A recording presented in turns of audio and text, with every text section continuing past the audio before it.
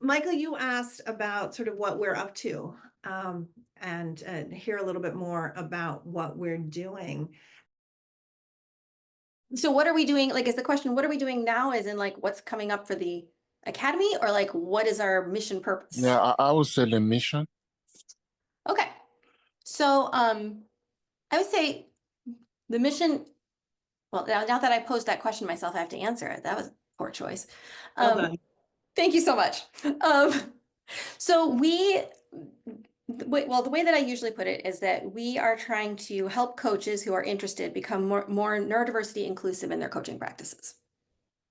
And so that means a lot of different things, but that's sort of the general gist. And sort of like the overall like high idealism mission that is in my head is like, I want to do what I can to make the world safer and more comfortable for everyone, including people who are neurodivergent. So like make the whole world more neurodiversity inclusive. But we're starting with coaches because coaches have big impact. So that's the short of it. What we've done so far is we've had from last September to this August, we did a dozen master classes. And we did like a basics one that is on our YouTube channel. And then we did a whole bunch of different topics. But the sort of like threads that came through the whole thing were it's not about changing your coaching for neurodivergent people, which is a lot of times what you do here in neurodiversity coaching presentations. But we don't think that's the thing to do. The thing to do is double down on coaching and like practice good coaching principles. So, we all know to try to take our assumptions and expectations and leave them at the door, which is really challenging because we're humans. But like that's one thing to focus on a little bit more when you're working with people whose brains are less like everybody else than the norm, because you have to be like excited and ready to be surprised by whatever they bring. Um, what else? I mean, I think that what's Trust and really, safety. Yeah, go ahead. I think what's really interesting about where Tracy and I come from in this world, is that we have only ever specialized in working with people who have multiple things that are places that they could be considered different than the norm. And I have primarily worked with people who don't have diagnoses. They have self-identities as weird and not fitting and out of the box and quirky and other kind of language that sort of says, like, I know there's something here. More and more, those people are getting diagnoses, but when I started, that wasn't the case at all. And Tracy has a lot of experience with people who are explicitly gifted plus something else, ADHD and autistic, other combinations where there are diagnoses in play.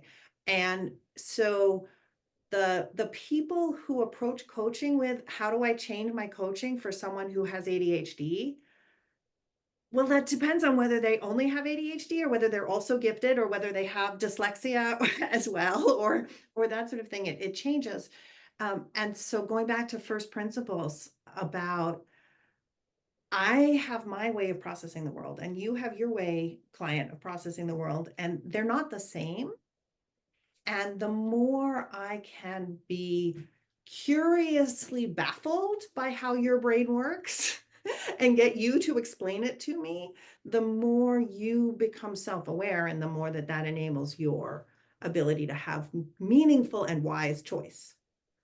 Um, And I yeah. would say even if a person had just ADHD, or and another person had just ADHD, I don't know, you might have heard the phrase, if you've met one autistic person, you've met one autistic person, because even within one neurodivergence, the ways that they can manifest within an individual are vast. So we talk about sort of the generalized, we generalize about it because that's what we have to do as humans in order to understand the thing.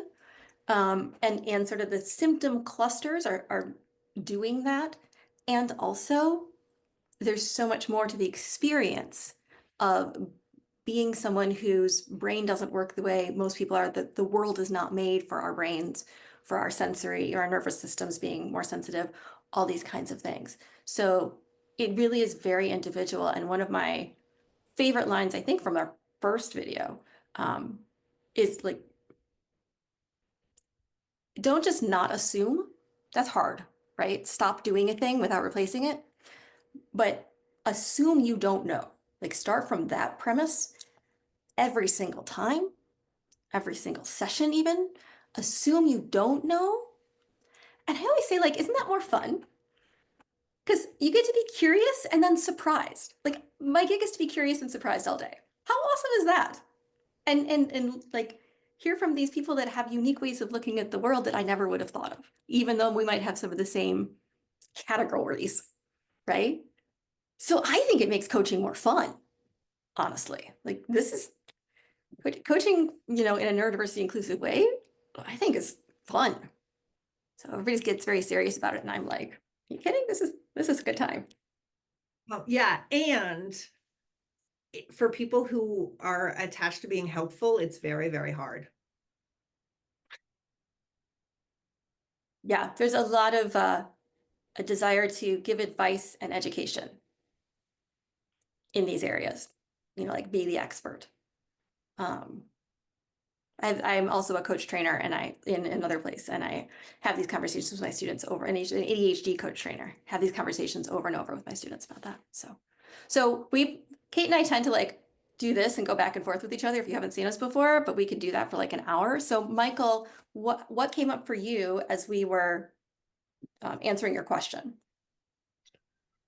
Um, I'm thinking, so if Portia is my client, so how will I apply what I'm gonna benefit from this discussion to her situation? I think I missed something there. You said someone is your client? Yeah, I was listening to Portia when she was talking about she's been yeah. Portia's your client. Yeah, Yeah. so if I'm a coach, a professional coach, and if I'm engaging in a coaching service, so what will I be doing differently from my normal coaching approach? So it depends a lot on what you're already doing. Okay. It might because if what you're already doing is deeply grounded in curiosity about what is the challenge you're facing, what is coming up for you, what is hard, what is easy, what feels possible, what is really important to you here, what skills do you have that you can bring to bear. If it's all facilitating that kind of self-discovery from the curiosity, then you wouldn't do anything differently. The places that you might do things differently are if you're having this conversation and then Portia goes silent for a while. You might get really careful about making sure that you just say, so you went silent, what's that about? And some coaches are tempted in that moment to say, did you trip over something there? Or something that's got a bit of interpretation in it. And the place you might make a change is to make sure you're really clean about just the observation without any interpretation. The other place that we get really different is that we're listening and watching for signs of, are we pushing too hard? Are we hitting places where there's not a skill set, or there's not a way that the courage is there or the hope is there, and if we are, to really be totally okay with that, and to sort of not to be like, progress can be slow, it can be really messy, and to be really, really okay with that. And depending on where you are as a coach and how you're coaching already, that might not be a change. That might be exactly where you already are. I'd say another thing to keep in mind is, and we did a whole class on this, is to be trauma aware. Because I'm not sure I've met a neurodivergent person who doesn't have at least some complex trauma, just from bumping up against the world or teachers or even parents, like not because they're expecting X and this kid comes along with a brain that does Y, right? And so we get reflections before we even know it about doing things wrong, about being wrong, like all the way growing up. And some of us have more than others. I was just talking to a friend this morning who was telling me about like his school, told his mother he was super smart, which he is, and also at 5 years old told her he would be in prison by the time he was 16. Like, what? Right? So some's more blatant than others. But looking out for some of the dysregulation signs in your client, like if their color suddenly drops, or they suddenly get flushed, or there's a big change in their tone, or they look down, they'll slouched more, or they're sitting up straight more. Anything that's like that, a significant change that you can observe in an objective way. Like we're constantly watching for that, not reacting, staying grounded ourselves and staying regulated ourselves to help the client come back down. But that may be a place to check out what's going on, maybe back up a step, right? And if you're not aware of that and looking for that throughout, you can kind of step in it. And one of the things that we talk about is doing no harm, which we don't actually as coaches talk about very much. Like when I was trained, which is a long time ago, sort of one of the things was, nobody's going to get hurt from coaching. No, yes, they are. Right. And so having that awareness of those potential stumbling places, so to speak, I think is really key. I think so this meh, Nope. Where are you this I just put in the chat a link to our first presentation, Neurodiversity Coaching Basics, which is up on YouTube. It's free. Watch it at double speed if you want to, and then you don't have to listen to us for a full hour. But that lays down some of these basic, like the foundation that we're starting from in terms of like then going into more things. It doesn't hurt to know something about the neurotypes, doesn't hurt to know something about ADHD and autism and sort of like what could happen. And also that like don't let that form expectations for you, so to speak. So how's that, Michael? Where are you at with that? I think I'm getting there. Okay. I think. It's a lot. We tend to download. Info dump is our love language. Yeah. Portia, I saw you nodding through a bunch of that. What's coming up? Yeah, we're bring Portia in the conversation. Okay, so let me first. And since Michael said, you're like his client, I'd also be interested to hear what your response to his question is. If you feel like sharing. Once you get settled, I'm happy to share. Yeah, I just wanted to get myself to a different place.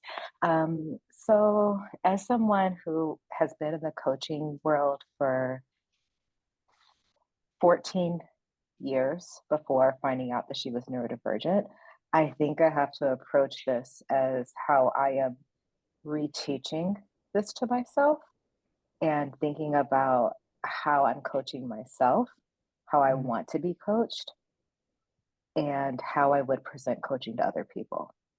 And the first thing that's really made sense to me is to have a good understanding of executive function and the different things that people might struggle with that they may not be aware of. Because one thing a lot of people have said to me is, well, Portia, if you want to work with like BIPOC exec leaders that are neurodivergent, don't say that you're coaching people that are neurodivergent. Because a lot of people either don't know or aren't going to want to identify by that. And I said, okay, great. Then we'll do what we do with my students. I don't label my students. I look at what my students' needs are. So if I have someone who's procrastinating, I now know that that's emotionally driven. And if you've been told all your life that you're not smart and you can't get this, then you're going to come into my classroom and that's the story that you're going to play out. So I'm going to do with them what I would with anyone else, which is helping them to be aware of their mindset and helping them to see that we all go back and forth between a fixed and growth mindset. So, what that might mean for someone who is neurodivergent, they may have more cognitive distortions. And I'll speak for myself, for example, I tend to dwell in worst case scenarios and I tend to ruminate. Um, it matters whether or not, like you said, if you've met one, you've met one, right? So today, I don't have my medications. I am being so patient with myself today. My heart rate went up, and I just have to take care of myself until we can get this squared away. So I can't take them right now. I'm writing a book right now. I'm trying to finish my last chapter. You can imagine that that's not my most fun experience. So I'm being patient with myself because I'm thinking, okay, you may or may not have lower motivation to do a task. And if that happens, then what typically helps you? Well, I have an app that I use that's for people with ADHD. And it literally, I mean, it's designed by somebody with ADHD, right? So everybody needs different things, but they decide what worked for them. And so I have a note on there that says what to do when you don't want to do anything. And that was written by a prior version of me. And having that is going to help me remember, oh, well, if I go body double, if I just go over my task list, and lo and behold, I realized I have two intake calls today for keynote talks. I knew about one of them. I didn't know about the other one. And suddenly I'm going to be on time because I went to a body doubling session where other people were working and it made me think about going over my tasks. So that's a really long way to say that even for me, let alone my clients, even for me, I can't say, well, this is who you are and this is what you deal with. But if I understand that executive dysfunction can often show up as time blindness, underestimating the time I need for a task, being late for things because I think I can do 10 more things before I need to do, right? I might have a hard time planning things. I might have a hard time making decisions. I might have a hard time organizing. Now I know there's a total different approach that I'm going to take. And it's just possibilities. So you're just kind of feeling out, someone's story. What is it that you're coming in with, and what is it that you would like to accomplish, and what is that like for you? And if I, as a coach, can get you to be curious about your situation, that's 99% of the work, because ultimately you're going to come up with solutions, and I'm here to support you. Now, you may, because I'm here with you as like a witness, make connections that you hadn't made before, but that's not because of me. It's because I'm opening up a field where I'm saying, hey, I believe in you.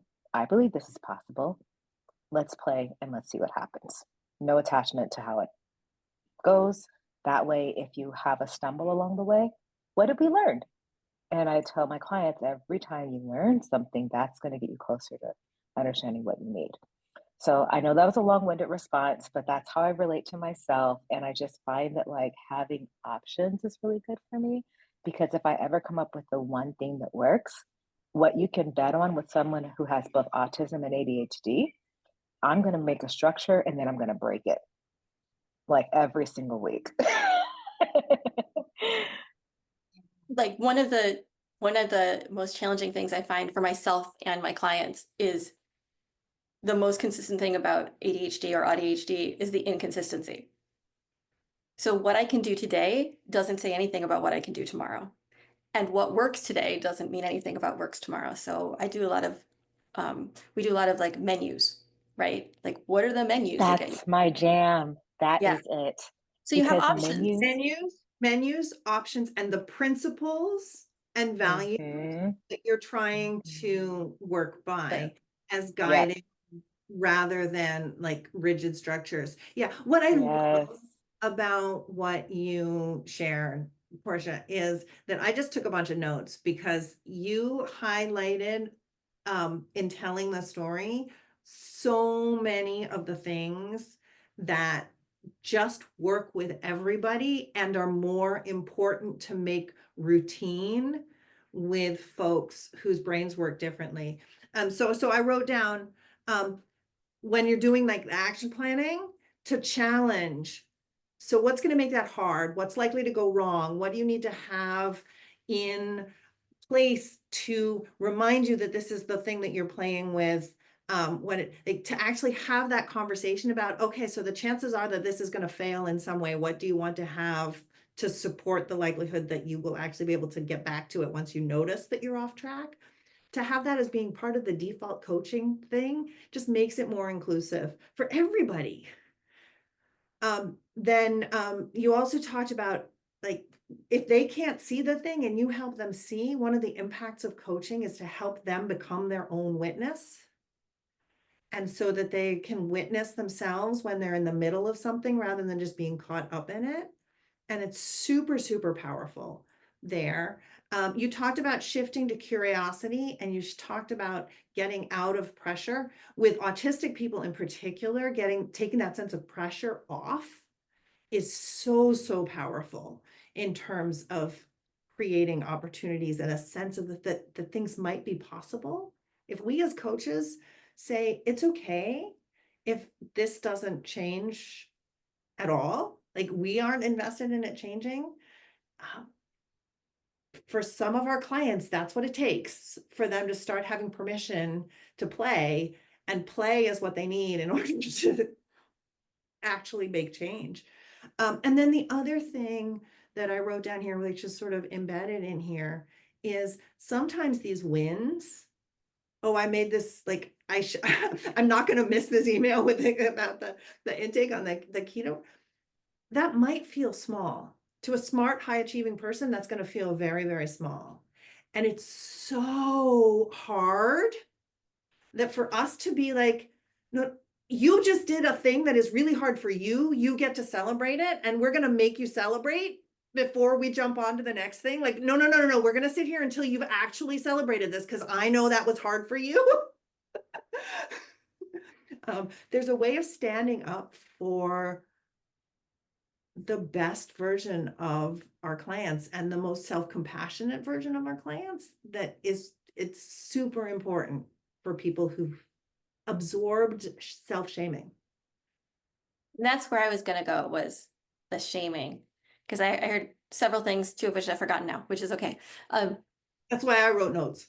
You're so smart. She's smarter than I am. One was like your comment about I'm doing the same things I would do for someone else, in that here's what my client is bringing, because a lot of my clients don't have diagnoses, but like they're bringing the same challenges, right? So the question is, who's my client?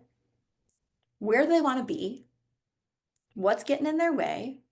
What do they have, or what can we improve to get them where they want to go? That's coaching, right? So same thing for, neurodivergent folks.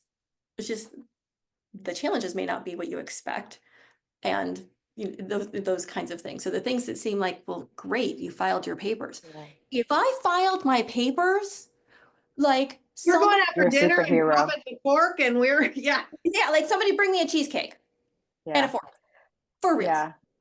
May I say something? Because Okay. you touched on something really important, and I think it's going to feed into what you were talking about with like therapy and coaching.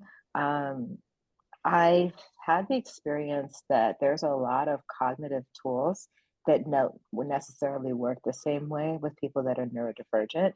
And so they can be deeply frustrated with themselves. And by they, I mean me, because we're like, okay, I know you're not supposed to worry about this. Why am I worrying about this? And what's comforted me greatly is to have this understanding of our brains are just unique. Even if you identify as neurotypical, your brain is still unique. And so if you learn about the brain and that there's differences in how the connections are, and that might lead to how you process information differently, and that might be why you're overthinking, and that might be why you have anxiety, then people can detach a little bit more and not see it as a moral or personal flaw, especially if they have a cultural or religious stigma that is tied to mental health that says you should be able to work your way out of this or think through it, or you're just not being positive enough. Learning that you're wired to have a negativity bias for survival. Hey, you're doing a great thing. Every time you quit, you're really trying to protect yourself. But let's learn how to speak to that resistance.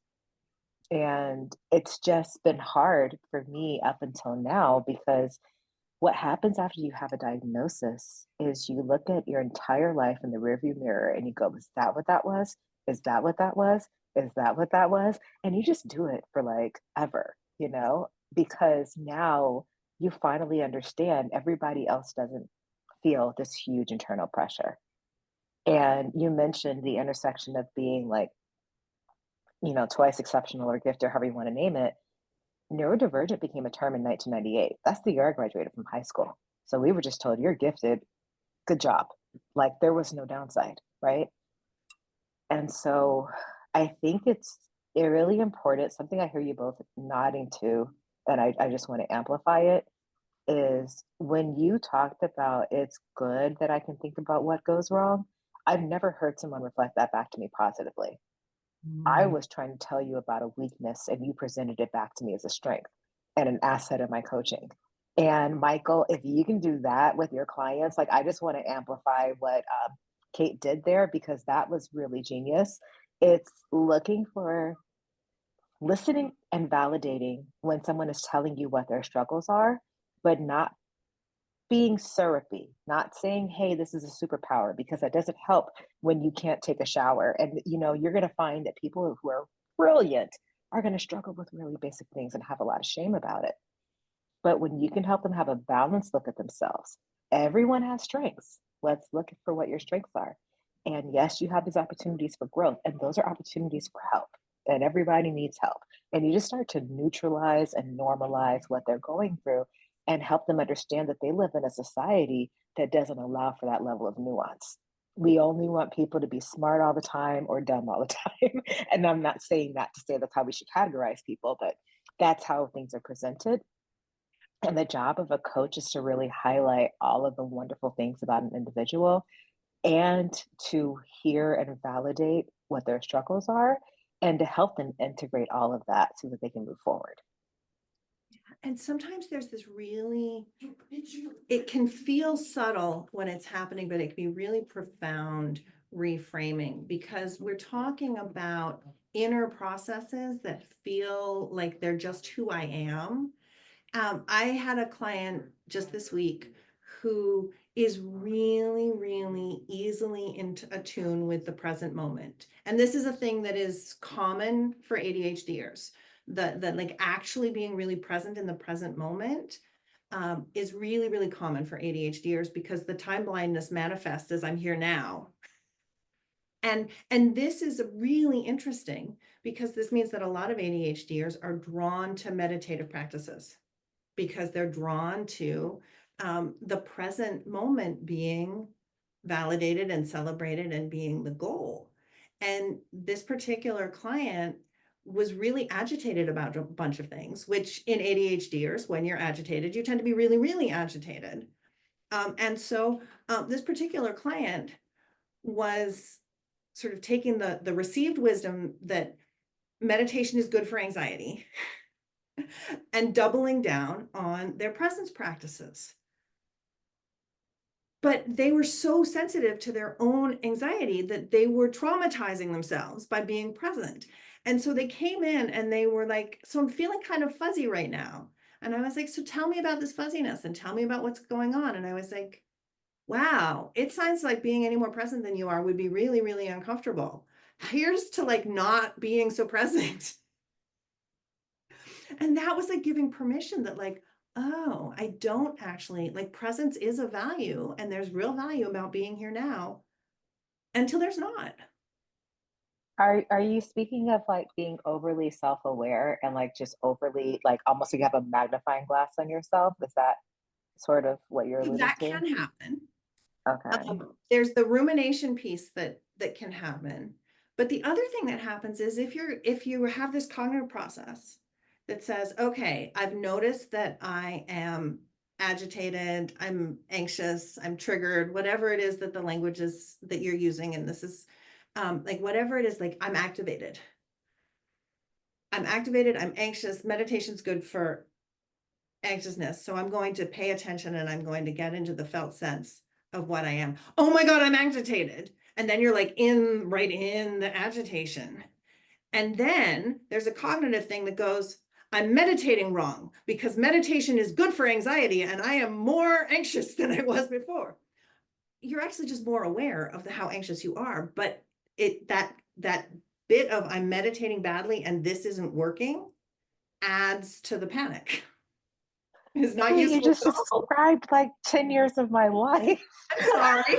And also, stop. We get that a lot, honestly.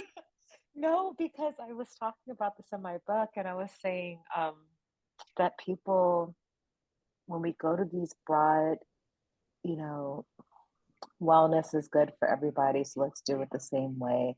And when you meditate, you're going to have these kind of results, and here's the evidence. That doesn't mean that that's how an individual is going to experience it. And you end up feeling really bad when it's like, well, I still can't sleep at night and I still have anxiety. And it took me a really long time to say, you know what? I have to learn to meditate in a way where all of my thoughts are just fine where they are. And it's not my job to sweep them away. And it took a really long time. And that's why I think just to kind of keep it focused on what you both are trying to accomplish today, what you're talking about through the lens of coaching is good for everything. But I think that in order to be sensitive, I hear you drawing a nuanced line where you're not saying, this is how you coach neurodivergent people and this is different from everyone else. You're saying this is how you can be more educated on what are some of the experiences, but hold space that anyone might have some of these experiences. And what is different might be the degree to which or how it is manifested or how it impacts their lives. And I think that that could be a real asset in so many other ways that we look at the world. There are so many principles that Tracy and I base the work on that are really just valuable for being with people in the world. There's language that I sometimes use about assuming that every relationship is a multicultural relationship. You just can't see the cultural differences all the time. Sometimes you can and sometimes you can't. But all of the things that we're talking about in terms of assuming you don't know how the other person's thinking, that actually is crucial in so many other places. And it can be like, I was raised in one country and you were raised in another country, or, you and I are different races, or I was raised as a woman and, the person next to me was raised as a man. Like it could be that, it could be these neurodivergences, and it could be I trained in finance and you trained in art. Because we're not going to think about the same things the same way. So that's one. And the other one is we live in a world where the Western education model prioritizes abstract thinking over feeling, despite the fact that all of the studies about thinking tell us that we feel first and thinking is just putting language on what we feel. And so everybody who's raised in that culture has trauma from the culture. So, and this stuff works in that space too. So my experience is this makes me a better person in relationship. The better I get at coaching this way, the better I get in like my friendships and my coworkers and parenting, like all of it. That's my high horse and I'm standing on it. My high horse, my soapbox, whatever. She balances on it quite well. Yeah, What do there's like a couple of things, and I'm hoping I'm not taking the conversation too far back because like stuff keeps coming and then it flows past. But I was thinking about, Portia, what you said about, and then what Kate was saying about sort of that shame spiral of I'm not meditating right. Like we're so quick to blame ourselves because of those reflections I was talking about earlier, that we're doing it wrong, we're being it wrong, right? And so part of what I see with my clients is a really thick layer of shame. And so when you were talking about like, well, the diagnosis, I'm looking back and saying, oh, that's because of this, that's because of this. Or I can say, here's why I'm having trouble with this today, and be a little bit more removed and maybe give some grace. It's almost like receiving permission. Like, and it's also part of the normalization of like, yeah, you did your dishes, standing ovation. Fantastic, right? But there's And a I shame think, around I should be able to do that so easily. Like, what's the big yeah. deal? So like that, just those reflections can help the client's mindset shift. And this is true for, like, again, like you were saying, this is true for everybody.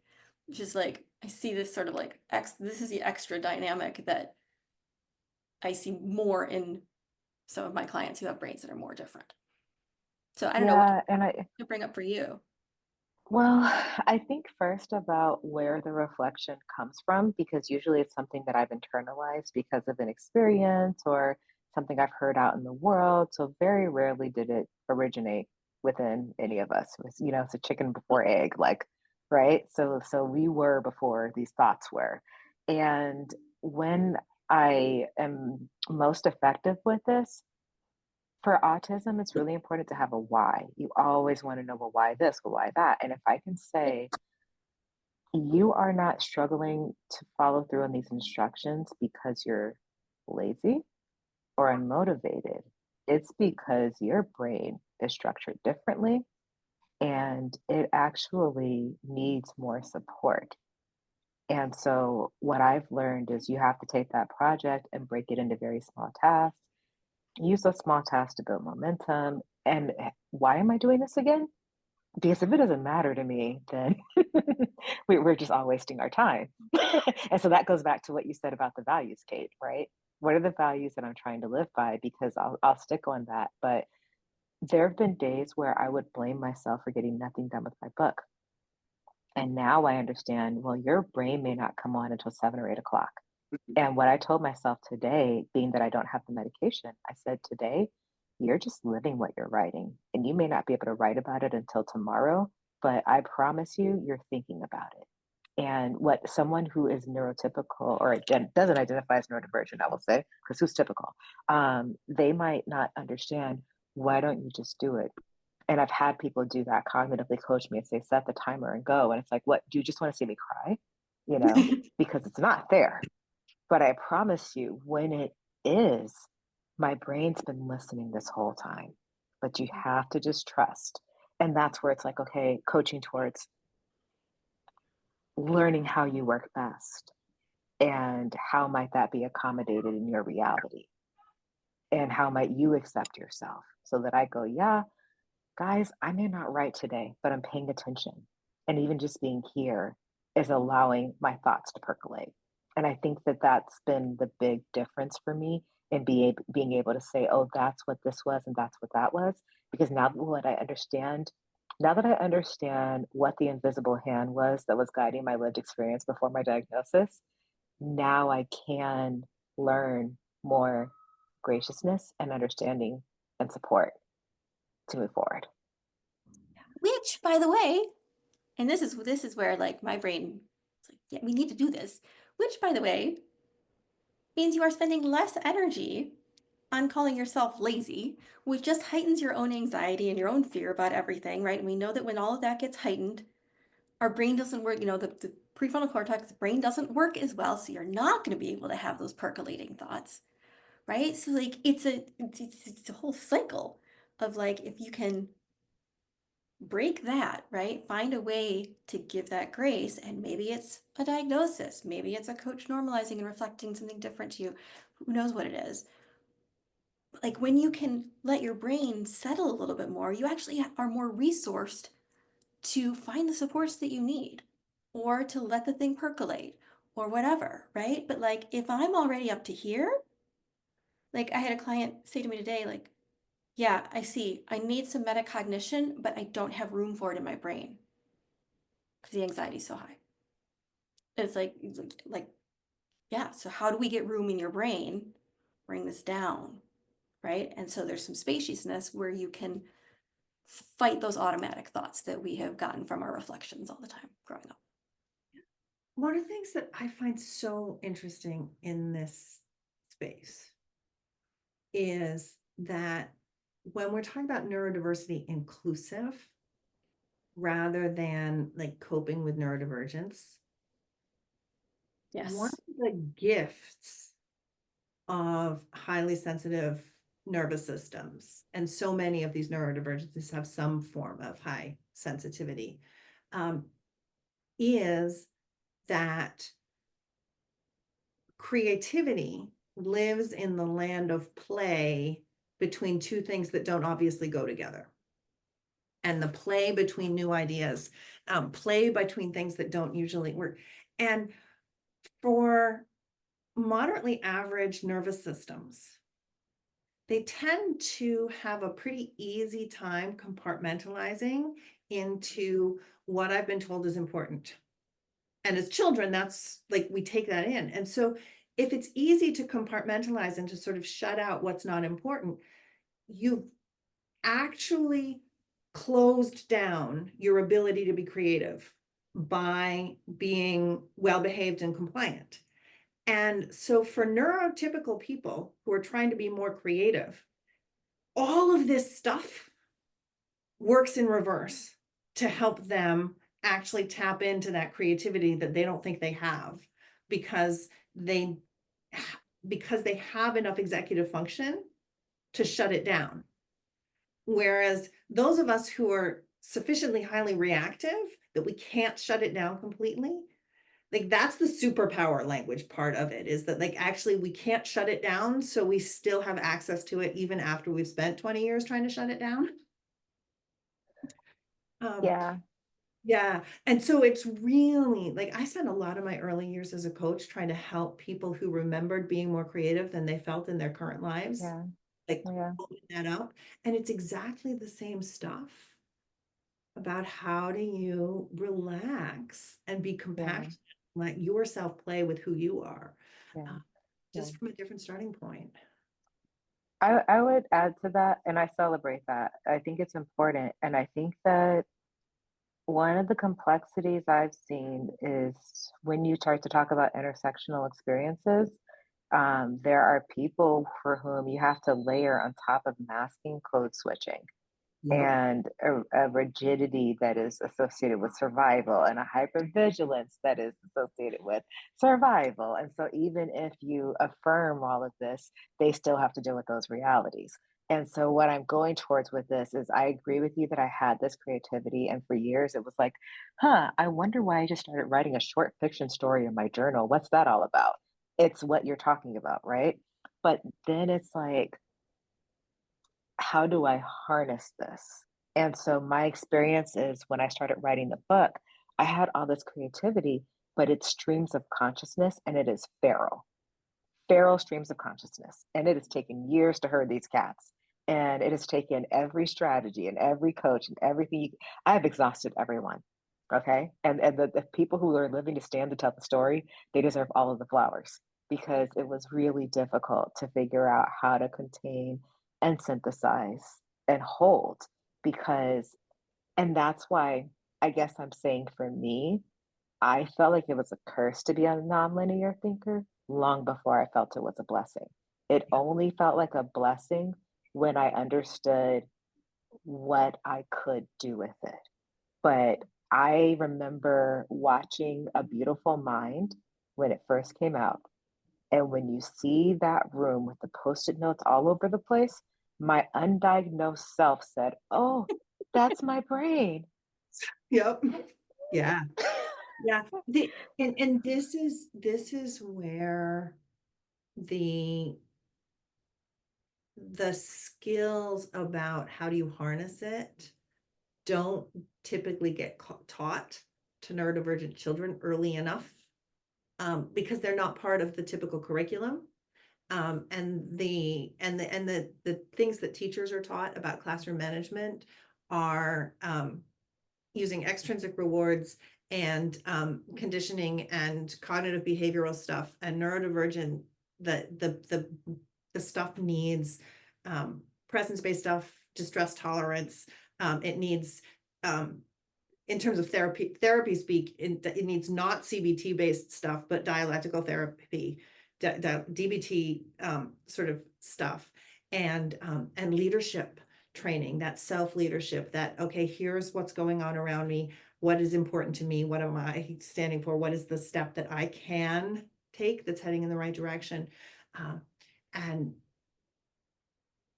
as coaches, we can like facilitate that okay, that's the given circumstances. What's important to you? We can just ask all of those questions to help our clients practice the process of doing that thinking in places where it's hard. Because if you can't harness it, it's not valuable. If you can't harness Exactly. it, chaos. That's exactly it.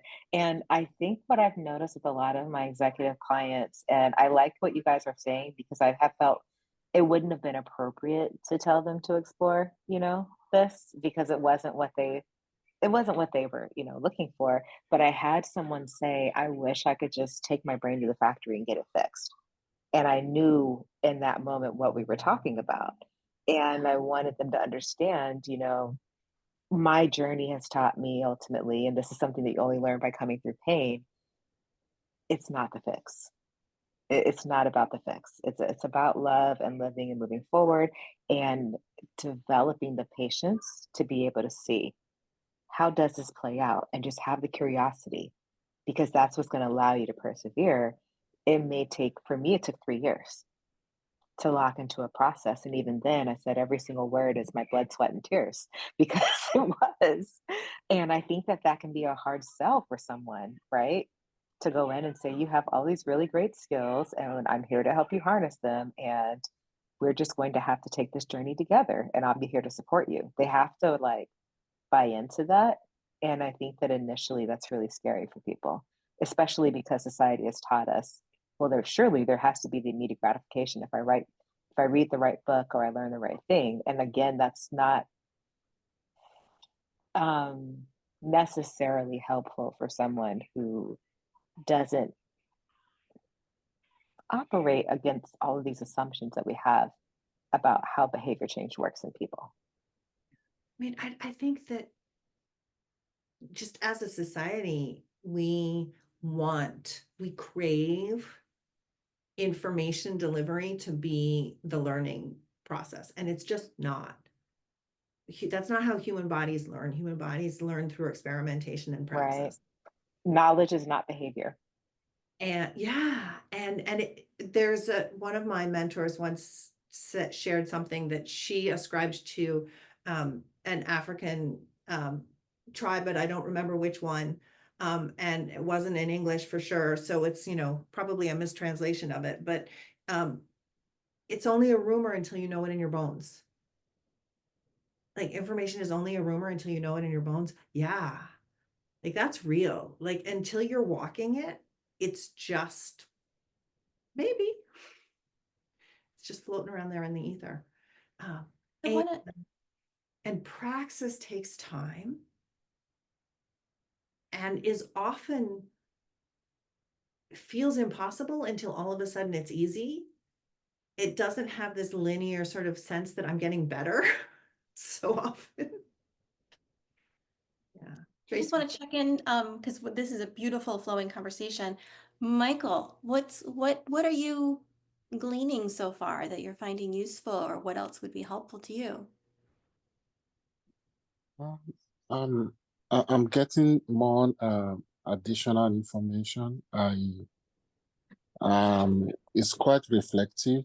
The way the society view or perceive behaviors and knowledge. Learning.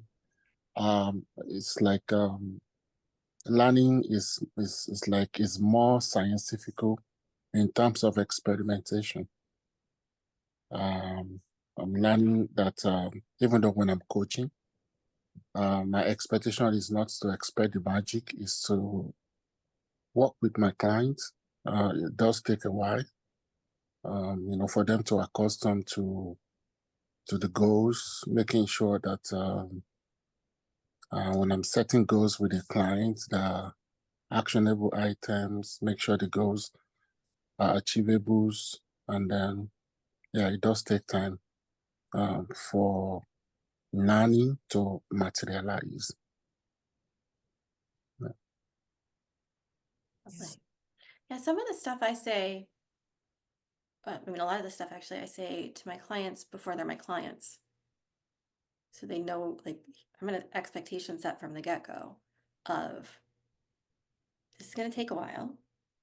We're going to work toward it. You're going to have small wins. Don't feel very winny at first, but we're going to try to get them to snowball, right? You didn't get here in your first 44 years only to have it dismantled in 2 weeks, right? Like this is hard work and it's worth doing. And I'm vamping because there was something else. My brain's slipping. But just one of the things I absolutely love about working with Tracy is that Tracy has this like approach that is completely opposite from mine, and they both work, but they work sort of differently. People come to me and they tell me what their problem is, and I'm like, I'm confident I can help because I'm he confident. has a lot more self-confidence than I have. I'm working on it. And I don't tell them that it's hard until as soon as they realize it's hard. I'm like, yeah, this is hard, isn't it? And I let it be a revelation to them. And then I'm just like, yeah. And then I normalize, and then we talk about how we're going to get through this process. But yeah, like I kind of love that these are two very, very different styles and they both work. But they're both ways of, we know that we're going to have to engage with the fact that at some point our clients are going to go, whoa, this is hard. Yeah, I actually don't say it's hard. I just say it like It's slow. It's not going to be instant. It's going to be slow. You know, there's little things that I do that Kate doesn't do. Like I actually don't use the word goals because a lot of the clients that I work with, like even my saying it, like there's a fear, anxiety response to the word goal because of the number of times we have set them and not achieved them. And so when I'm talking to my clients about like the goals of the engagement, I ask, so what changes do you want to see? Or what do you want this to look like by the time you're done? And just changing the language seems to like keep the mind more open for possibility. And some coaches talk about homework or action steps, and I frame everything as an experiment. Like you were talking about, that's how adults learn, right? Well, everybody learns, but go try it out. And it also means that brain doesn't have to commit to a change, which is terrifying and not good, especially like ADHDers. A lot of us are like, but if I choose this one thing, I'm not choosing all these other things, and that sounds terrible. I think we're just gonna try it for a week. And somehow, even though tricks don't work on a lot of our brains, that one seems to work on people I've worked with. And so like, and when I use goals. I use goals in homework because my clients use goals in homework. When my clients don't use goals in homework, I am like, so what do you want? And how will you know when you've got it? Like I'm super, super vague. Yeah. And that's unless my clients are like, so I'm working on my goals. I'm like, okay, so tell me about it.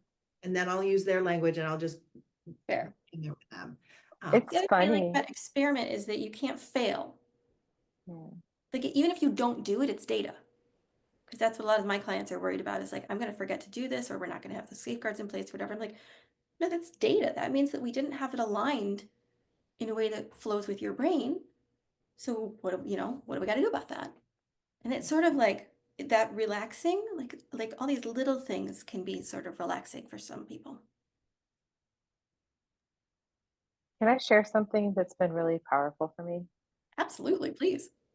Okay, I'll give you an example. When I go to physical therapy and they give me exercises, I always know that I'm not going to do what they want me to do because I'm allergic to that, right?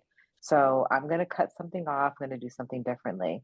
But it's not until I really see it as a part of my life. And like you said, it's in my bones, Kate. I really love that I actually start to do it. And for so many years, they just didn't understand it. It's like, why don't you just do the exercises? And I'm the kind of person where it's like, I need to feel safe. I need there to be options. I need to have room. It doesn't necessarily have to be novel and creative and all of these things, but it probably has to be one of them. And I just have to be able to kind of like, like you said, play with things at the end of the day. And so I do find that, 5, 10 years ago, goals were all the thing, right? And I would have been all over it. But now maybe it's a post-pandemic thing. I just want no pressure. I want, I'm okay with process. If process is meaningfully moving towards something, then I know it's going to happen. And if it doesn't happen, like today when I did my calls, I said, all I have to do is do my best. My part is done now. I get to rest. I don't have to worry about it anymore. You either did it, you either go with me or go with someone else, and that's fine. And so that's been a major shift for me. But I just want to acknowledge that, like, 10 years ago, our clients were different too. And Yep. like you said, it's because they bumped their heads against the wall, or because, some people never failed and they always did great. And then the brain develops to a certain point when you're 40s where it starts to tell you what really happened in your childhood. And all of a sudden it's like, oh God. And that's what the midlife crisis is all about. And then it's like, I need a different way to do this. And I think that what you both are mirroring is like showing up for the client wherever they are. So if they're in that goal state and everything is like perfect in process, then you're gonna hold that space for them, but maybe not be surprised when it starts to crumble a little bit. But to your point, you're saying I don't have to tell them the future. We can go through it together. Yeah. And If I they, tell the future, I'm probably wrong. That's what I found. Yeah, yeah. you don't want to tell them anything, right? Yeah. Like, Yeah, lots of like, in my experience, this has been the range, is kind mhm. of sort of where I come from, which is, and the more I coach, the bigger that range gets. And I think that like our clients change, the world has changed. So what's out there in the conversations that people are having and what people are finding when they're on the internet looking for answers to things that they don't understand about themselves is so much richer than it was. Well, it's every year it's richer. And so the conversation is more active in a lot of different ways. There's much more leadership training that is focused on sort of internal vertical development as a human being and how that shows up in leadership. There's so the conversations are changing generally. And Tracy sort of alluded to, as coaches, we develop.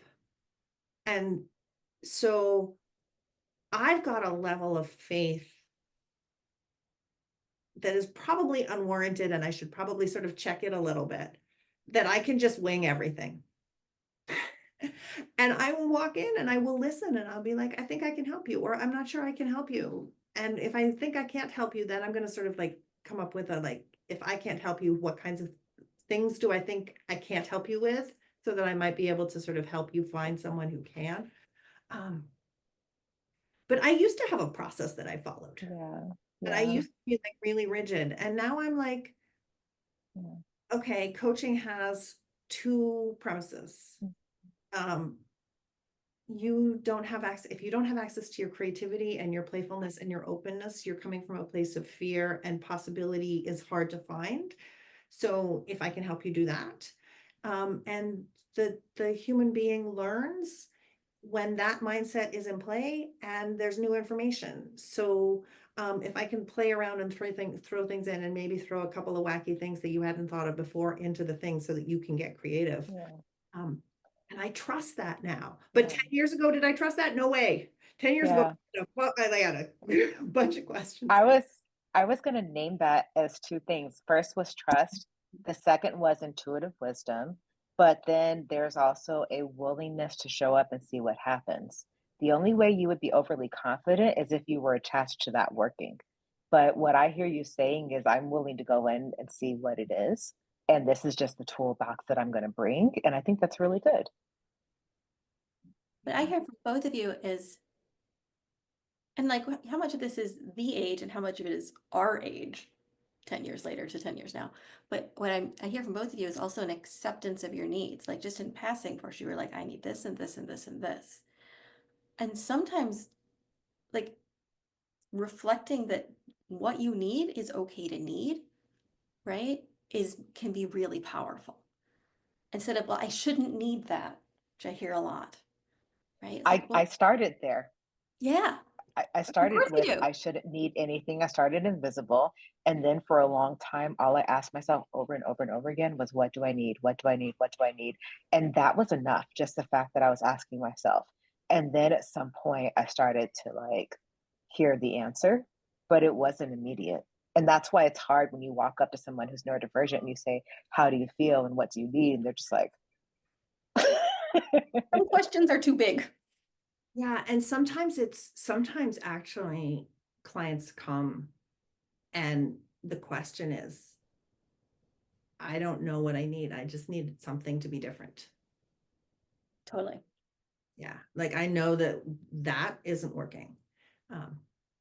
And I make fun of myself a little bit with my confidence and my winging things. And it's much as anything, it's for folks who might watch this or listen to this who aren't as experienced, to know that there's a piece of self-awareness that you develop as a coach in terms of like constant reflection and constant, like, am I actually showing up the way that I want to show up? That is really important.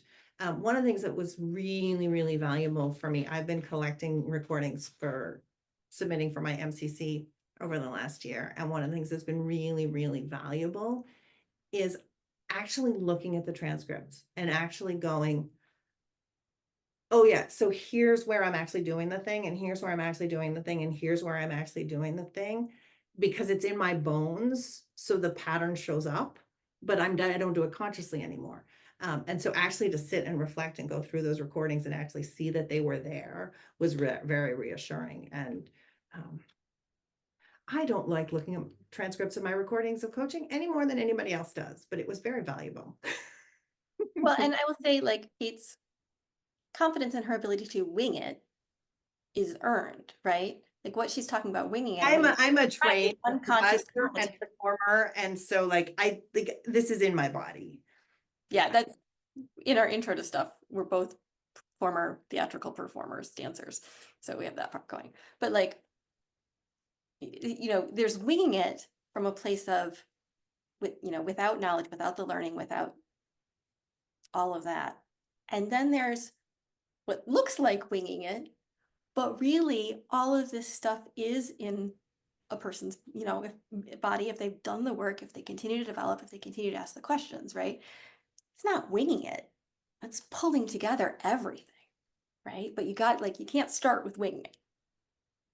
You got to go through, unconscious incompetence, conscious incompetence, which is the worst, conscious competence, right? And then you move around. But like, so you say winging it, except I know Yeah. her background is varied and wide and also deep, and like the amount of synthesis that she's bringing to a question that's going into that question without demonstrating that knowledge is incredible. And that's one of the things I talk about with my students is like, say, well, but I know things. I want to tell them the things. I'm like, no, you just toss that in the back of your brain and it will influence your questions without having to be like, here's the developmental model I know, or whatever. Yeah. And I'm just saying, like, and for some clients, I will throw a developmental model at them because I know that that's how their brains work. And I'll be like, here's a developmental model. Does that offer you anything? Just like I might say, that feels like butterflies in my stomach. Does that offer you anything?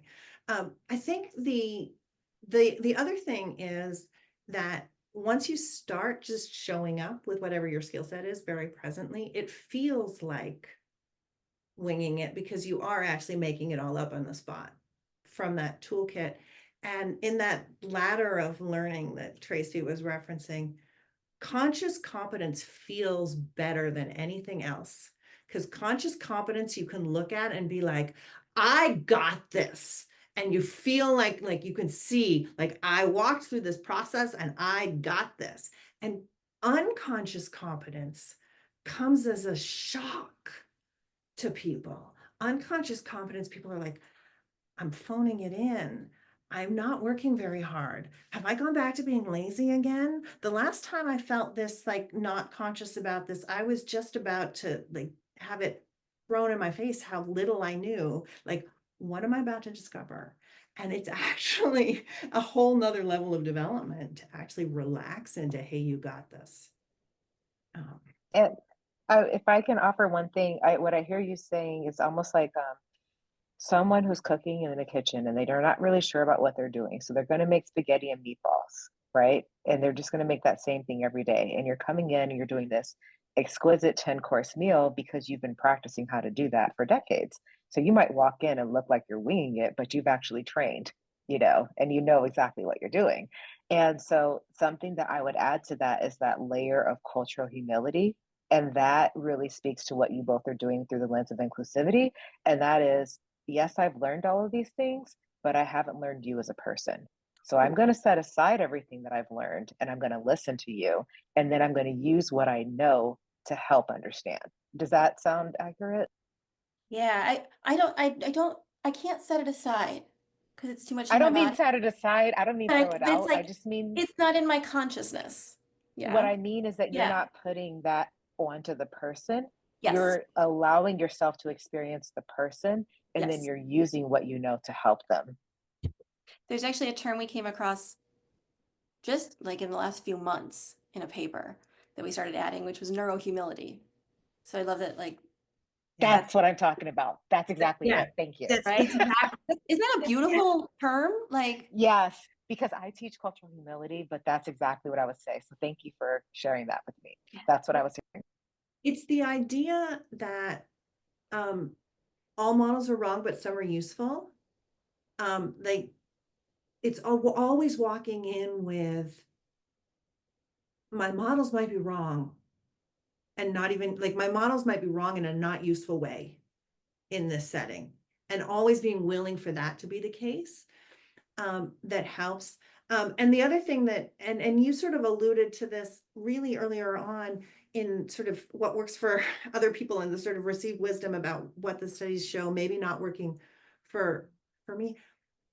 I've done enough reading scientific papers to know and to know enough about statistics to know about edge cases and edge cases not being brought into the statistical norms. And so that conclusion is like, here's the conclusion, but also it only applies to the places that are close in there. That's the edge cases. Right. The assumption that this person in front of me is an edge case in some way, even if I haven't figured out where they're an edge case, is such a wonderful way of coming in with curiosity. How are I you? think that's beautiful. I even find like Yeah. giving that to the clients who are beating themselves up Mhm. because meditation is good for me, but I'm not meditating right.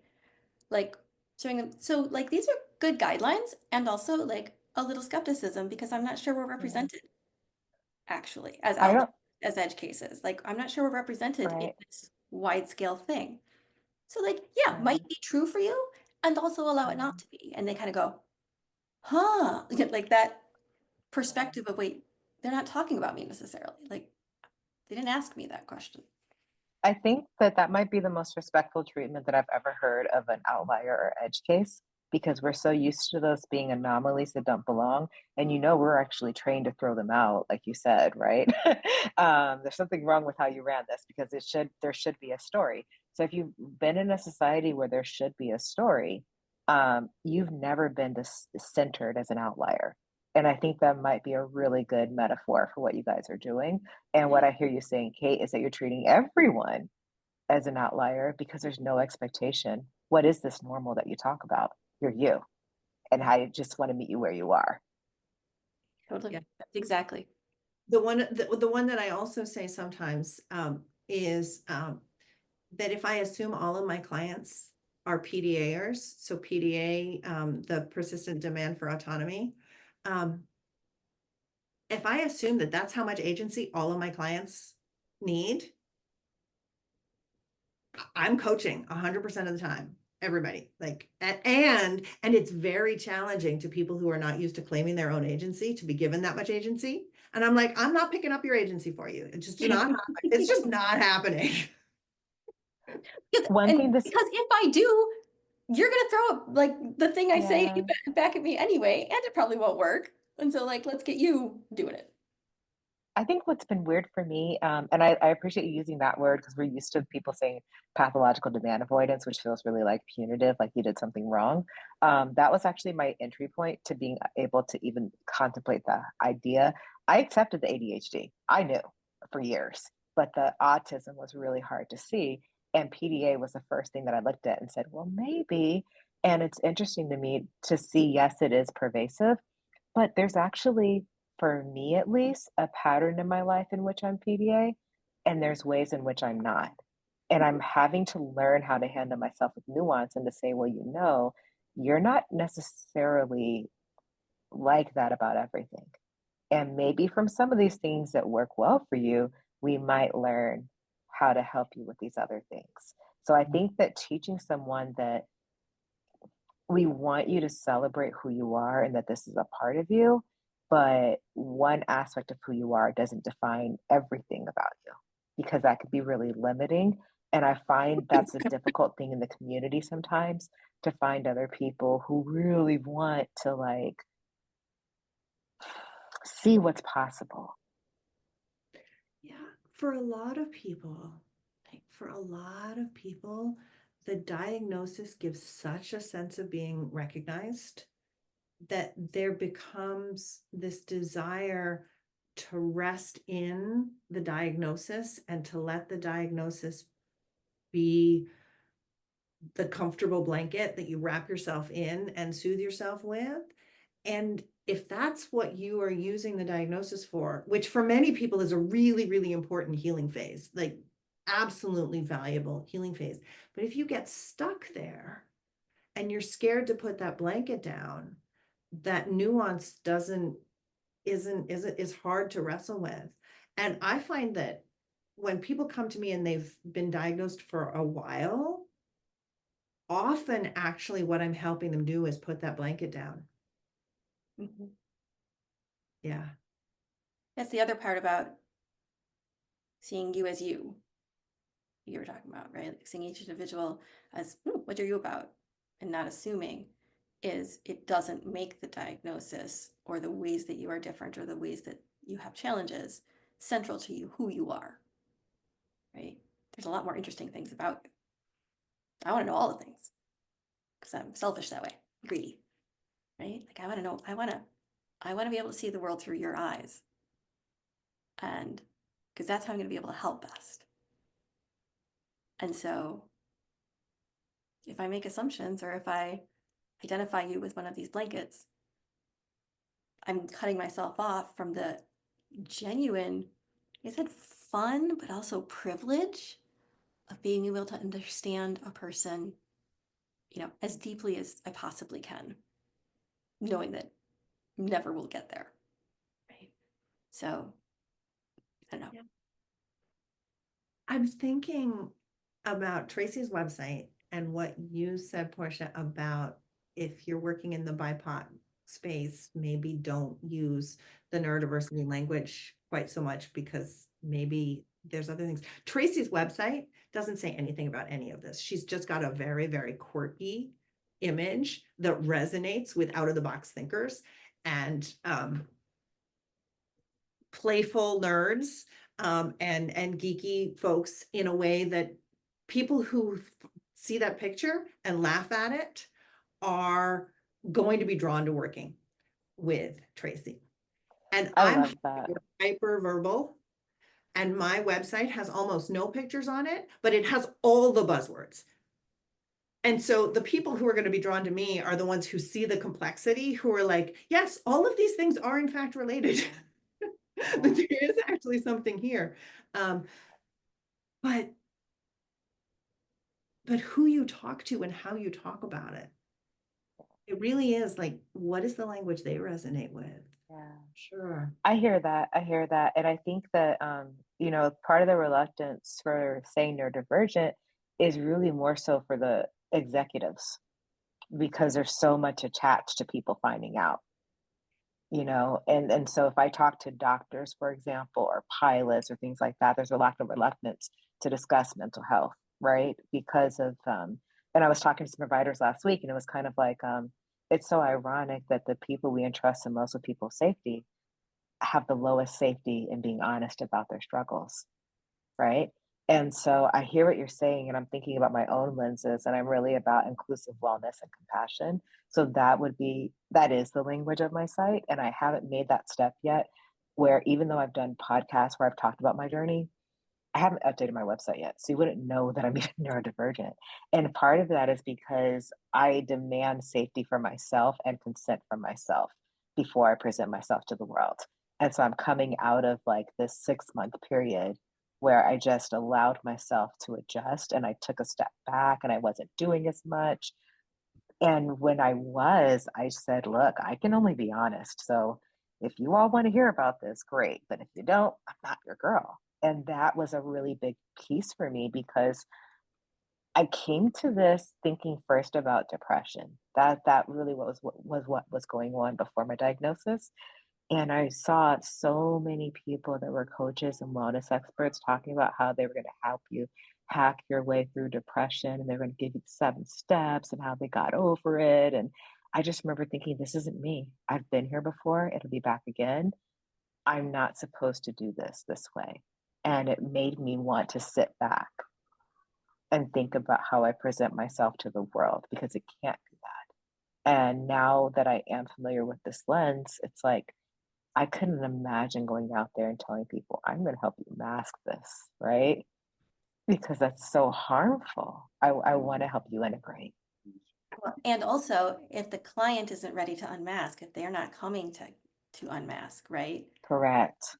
Like that's a delicate thing too, staying in the coaching Correct. of like, what does my client need? What's a bridge too far for them right Yep. now? Like the last Yep. 6 months identifying yourself was, right? Now you're moving into that space. I'm not even completely unmasked, and I never will be for all the reasons that I gave you, right? But I want to be conscious of my mask and Well, selective. there's masking and conscious- self-presentation, two different things. Being conscious of how we present ourselves is an important skill. It like not being able to modulate is as damaging in its way as being trapped in one code or trapped in a mask, right? It is as damaging. The thing that I find really, really interesting at the overlap of executive coaching and leadership development and neurodiversity inclusion is the trauma sensitive piece of this. One of the things that we don't talk about a lot about early leadership potential is a lot of kids who demonstrate leadership as kids are doing it in response to abandonment. And so a lot of various forms. And so a lot of people who get tagged as having high leadership potential. That was survival. That was survival. Then it becomes their thrival. And then it becomes really, am I going to unpack and destroy everything I've done if I start asking questions? Like it is not safe. It's not just from the outside. It's actually like, am I going to discover there's no there if I look inside myself? Because you would discover that so many of the things that people were celebrating about you, was that really me? And I know for me, I had a lot of resistance to figure out who this person was I was evolving into because I was attached to the previous person and this new person was so uncertain. And that was a really scary path for me to walk. So thank you for saying everything you just did. That resonated deeply. That to me are like my primary, when I get in a session, when I get in, a discovery call, how can I help my client feel safe? Like that is paramount because we can't go anywhere without it. And then like we'll go into discomfort and tolerating discomfort, right? But like if we're gonna do the work that moves them along, they need a place where they feel safe enough to kind of go, what's going on back here? I'm a little afraid to look. Can you hold my hand while I go there? Because until you've experienced the shift, it's hard to believe that the skills that you developed from this needy place are skills that from a place of curiosity and agency, you still have access to. You have to actually experience that in your body to be able to trust it. We're back to in the bones again. By the by, I don't cop to being neurodivergent on my website. Honestly, I made my website almost 4 years ago and like just haven't done anything about it. So, and I didn't That's say exactly it, Tracy. It's too hard. like, this one's working well enough. People seem to connect with it. Like, I don't want to muck with it. Yeah, totally. When I made it, the intention was to make a coaching practice for gifted adults. But kind of like neurodivergent, it turns out a lot of adults don't identify as gifted, even though they are. Like the most I'll get is former gifted kid. But nowhere, like the word gifted is mentioned the first time about halfway through the FAQs. And I do it as a joke, right? There's nothing in there. There's stuff in my SEO about ADHD, autism, neurodiversity, neurodivergent, all that stuff. But it's like Kay said, like I just sort of like you said earlier when you said I showed up, I did my best. If they don't want what I've got, that's fine. Like I had taking that perspective, it was like, okay, I'm gonna like be as much me as I possibly can on this. It is a homegrown website. It is not polished. I like good, right? And also this voice is mine. So if you're kind of chuckling as you go, or even the name of my practice is Nerd Coach, and it took some hemming and hawing to like decide on that because I was like, oh, I'd offend people and people turn away. And I just decided, if they're not chuckling a little at that, or they don't think like, oh, that's fun, they're probably not my client, right? I love everything you just said because I worked so hard on this website a couple of years ago and I absolutely loved it. And then people were like, well, you have to change because this, that. And I'm like, everything I did was intentional. I don't know where you guys are going as a society, but you can leave me here because I like it. Right. And I mean, I almost want to put like a little teaser line like, yeah, it turns out I'm late stage, but I'm just too tired to reflect that throughout my website. So ask me if you want to know more. But thank you for reflecting that back to me that you said nerd coach for a reason. And you, Kate, being highly verbal, you presented yours for a reason. I did mine for a reason, and there's nothing on that page that's untrue. But you've just reflected back to me that there's no pressure to constantly update every aspect of who we are and present it to the world. And you reflected to me that that can really be a strain for us. So thank you. It, Wow. so Well, much of coach development is developing ourselves as people, and so much of coach marketing is trying to figure out how to show up in a way that people get enough of a sense of who we are. And it's a process, like getting comfortable with it's not up to date, but it's close enough is a process all by itself. Yeah. So well done. by the way, because we are all internet stalkers, as soon as I saw your name, I went and Googled you, and your website is beautiful. Just beautiful. Thank you. You're welcome. Same thing with you, Michael, but I only found your company's website. I didn't find you on there, so. Yeah, the site is in another 1 week is gonna undergo some transformation. Because I used to work with some partners, we do IT and contract management, but some of the feedback I got back from people is a little bit too much activities, not focusing on my coaching. So I'm changing that in another 1 week or so. We should have a new facelift. Mm. Yeah. The I don't want to change it is such a great story. With my website, I actually built it myself in CSS and HTML recently because I had a WordPress site and WordPress updated and it broke a feature. And I was like, I am so tired of this. I am going to just like build this thing and I'm going to hard code it and it's not going to be interactive and it's not going to change. But at least I'm in control of it. And it's That was the control. That mine's drag and drop Weebly. Like I don't have all those skills. So it's Weebly. And it looks like it. That's fine. yeah. So this has been delightful. We are at the end of the time that we've allocated. And so I think that we should respect that and wrap here. But we hope that you've gotten value from this conversation. We will share the conversation with the newsletter folks and on YouTube because we said we would to folks. And so grateful for Thank this. you. See, just checking us out already too. Yeah. My favorite picture, which is what I start all my presentations with, is on the For Nerds page. This is what I started my dissertation presentation with even. Is that the stormtroopers and It's the Stormtrooper ducks. stormtrooper ducks? Yes. Wait, where is it? If you go to my page and go to For Nerds, oh, here. Oh, I got it. I got it. Okay, well oh yeah, my husband's gonna love that. Yep, I'm gonna show him that. Yeah, I mean, fundamentally, if you like that picture, Tracy's like, the right person. Yep, that told me everything. Yeah.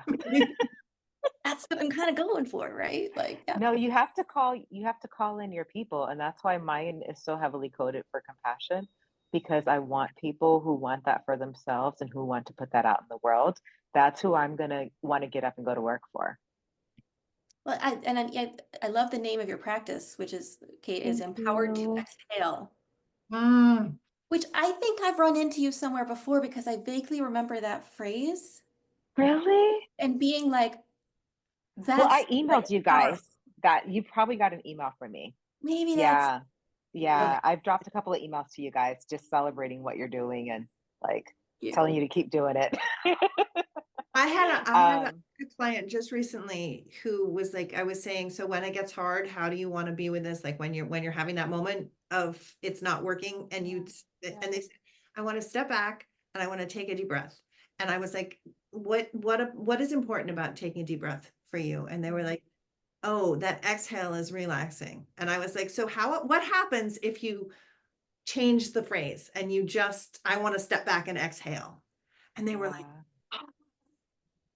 just do it. like they already knew it. They were just using the common vocabulary instead of the vocabulary that was actually reflective of their experience. That's So yes, beautiful. exhalation. I'm all about the exhalation. That's so awesome. Thank you. Yeah, it came into focus.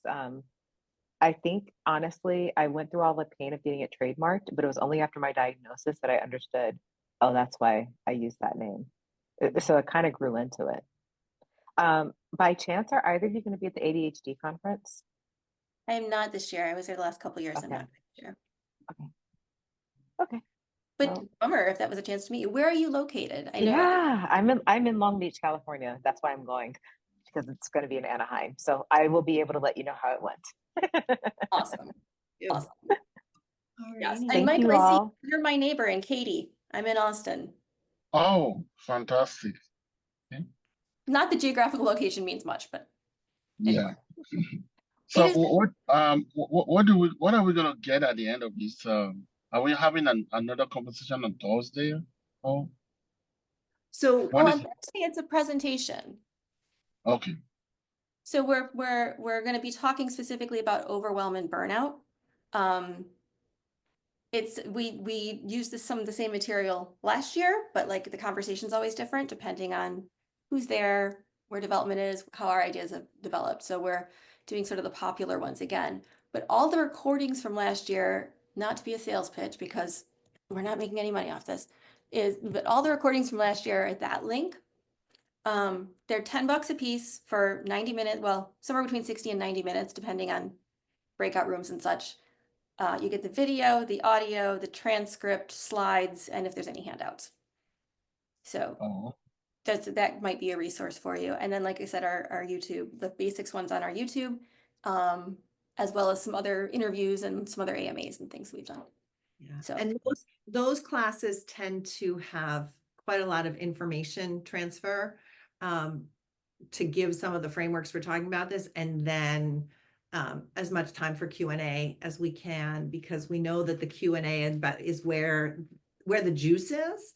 And then we try and offer a skill drill or some kind of training activity to help practice get it in the bones. But there's a lot more sort of information framework delivery in those classes than in these conversations.